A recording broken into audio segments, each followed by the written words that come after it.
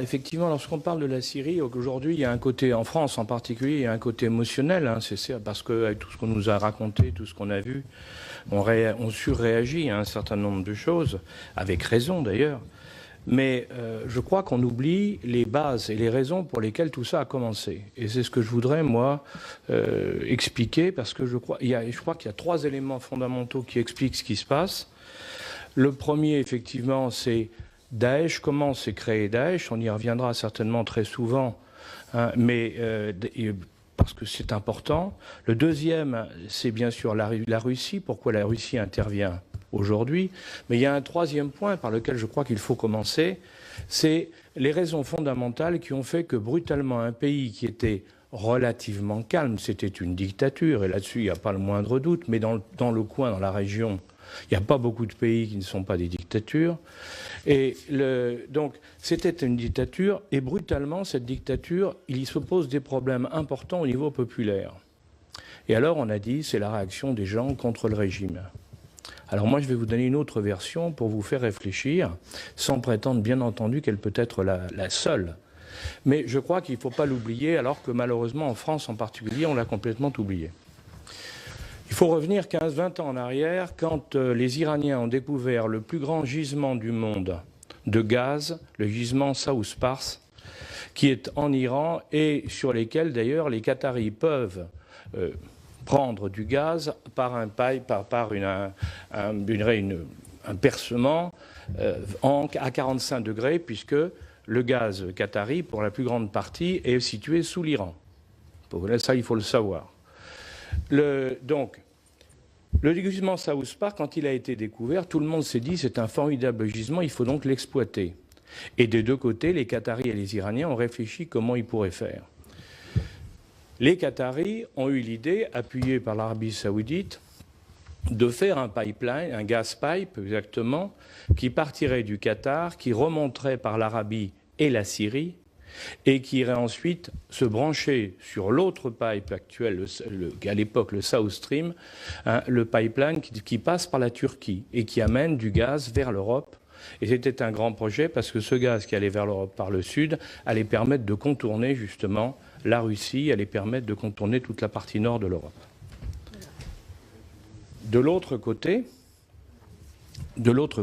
les Iraniens, eux, qui voyaient qu'ils allaient avoir une quantité importante de gaz disponible, et n'ayant pas de débouché du côté occidental, ont eu l'idée de faire un gas pipe qui irait de l'Iran par l'Irak, puisque les chiites contrôlaient l'Irak, hein, de l'Iran vers l'Irak et de l'Irak vers la Syrie, pour faire un débouché gazier à côté du port de Tartous, donc en Syrie, et qui permettrait à ce moment-là aux Iraniens de vendre leur gaz vers tous les pays occidentaux, en particulier les pays autour de la Méditerranée, la partie nord, c'est-à-dire la France et les autres.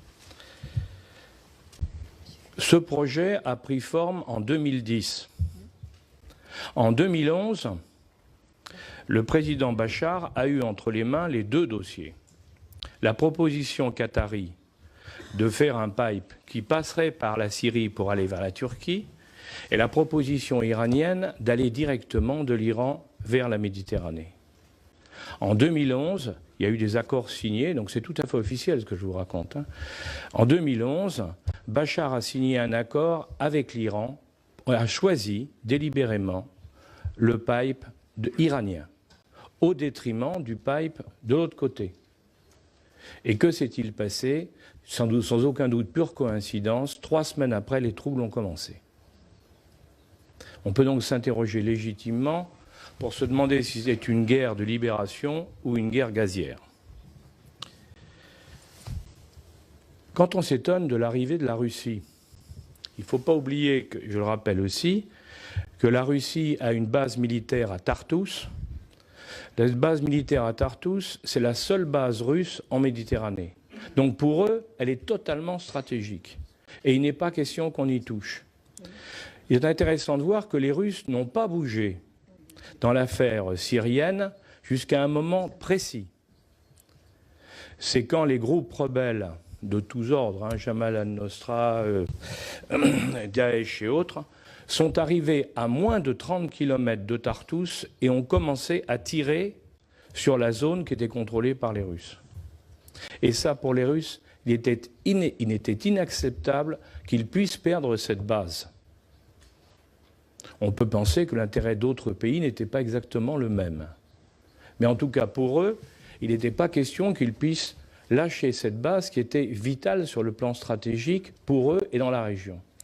Donc, de ce fait-là, eh bien, on a vu quand ils ont prévenu, ils ont fait passer des messages. Dès que les rebelles sont arrivés à moins de 30 km de Tartous, les Russes ont armé et ont commencé à tirer, non pas effectivement sur Daesh, mais sur tout groupe rebelle qui était à moins de 30 km de Tartous. Et ensuite, quand le président Poutine a agrandi l'action, eh bien, ils ont continué. Et si vous regardez les cartes, ils ont continué à bombarder progressivement en repoussant la limite de 30 à 50 à 100 km et ainsi de suite.